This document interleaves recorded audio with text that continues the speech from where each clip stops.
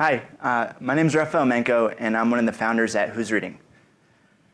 I'm going to talk to you guys about a problem that I think is something that's near and dear to a lot of our hearts.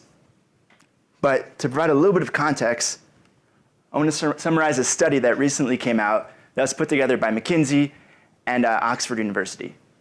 And they found that 45% of tasks currently being performed across jobs, across industries, across countries can already be automated by technology that exists today. So not like some science fiction thing, technology that is currently available today. And those researchers found that certain jobs and certain tasks in those jobs can already be almost completely automated. Here are some of those jobs, and here's how automatable those jobs already are. And when you think about those jobs, they have a couple things in common. For example, they contain a lot of repetition. They also contain a lot of pursuing processes that can be fairly narrowly defined. So in essence, they don't require that much higher level thinking. Those same researchers also looked at the tasks, the jobs that are least likely to be automated. And here are 4 of them, including a teacher, which is pretty cool. And when you look at these jobs, they also share something in common. They require the professional to synthesize information from a lot of different sources and come up with unique solutions to new problems. They're constantly evolving. For example, a dietitian. I recently learned about a dietitian because one of my best friends is finding that he has relatively low energy and comes home to his newborn son completely tired, and he thinks that his food could be a reason for that. And so he went to a dietitian to figure out what foods are causing him to be low on energy. And this woman had to come up with a number of different solutions that connected to his personality, to the foods that he eats, to even his stress levels at work. And the dietitian had to come up with a unique solution that was totally different for other clients that she also saw. And so from this, we can really extract the core of what higher level thinking is. It's coming up with unique solutions to constantly evolving problems. So my company, Whoos Reading, is on a mission to empower students with those higher level thinking skills that they're going to need in the future. And we do that through reading and writing.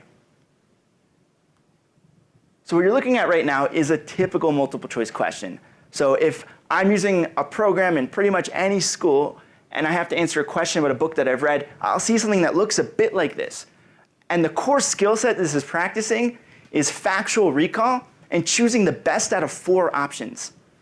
In my mind, that's eerily similar to those automatable jobs in the future. On the other hand, at Whoos Reading, we ask open-ended questions. Students can answer these questions in a number of different ways, and what really matters is how they got to their answer. And this kind of reminds us of what the dietitian has to do, come up with a unique solution to a unique problem.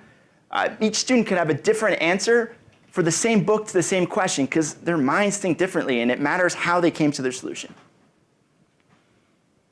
And this reminds us again of how the dietitian had to come up with a unique diet for Dave, my friend, when his friend down the street might have the same issue, but a completely different solution fits his needs. So that's the first aspect of higher level thinking that we promote with our program. The second I think connects to a lot of us in this room. I think a bunch of us try to solve complex problems for a living. And when you try to solve a complex problem, you normally don't get the question right the first time. That's why startups pivot all the time. You're lucky if you get it the 3rd time. With a multiple choice exam, if you get the question wrong, you're just told that you're wrong. There's no ability to learn from your failure. With Whoos Reading, on the other hand, you get dynamic feedback that's unique to your needs as a student. So what you're seeing right now is Alfonso. He's an algorithm in disguise, and he tells students what they're missing in their response so that they have the opportunity to iterate on their response. And Alfonso could tell them anything from include more details in your response to cite some evidence so that your response is actually something that people will believe. Or Clara used the word cool 4 times. Try to be a little more specific with their vocabulary. And we all know that iterative learning is super important for us to succeed solving the hard problems that we have to solve in our life.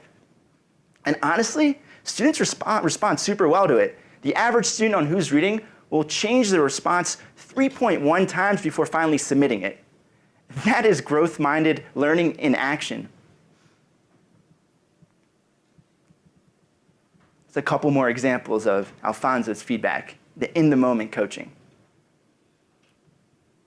So all the time we tell teachers our solution and they get super excited. And they look at me a little skeptically and they're like, all right, so who's actually grading these responses? And then I explain to them that we have an algorithm that looks at everything students write and scores it on 6 different dimensions, spanning from text comprehension to vocab use. And then we're able to do this because in the last 3 years, students have written millions of responses to questions for more than 400,000 different texts. And so we can tell them if students are answering the question properly or if students are using the words that they should be using to indicate they actually read the book. So this means that teachers don't have to settle for the necessary evil of multiple choice. It means that they expect more from their students, and we can offer this scalably. So I think a lot of us in this room are on a mission and are passionate about giving students the skills that they need to thrive and survive and do well in life. But the reality is that the workforce and life is totally changing due to automated technology. So the best thing we can do as leaders in education is empower kids with the skills today so that they can develop higher level thinking skills. Because the world of tomorrow, the solutions to those problems are not A, B, C, or D. Thank you for your time.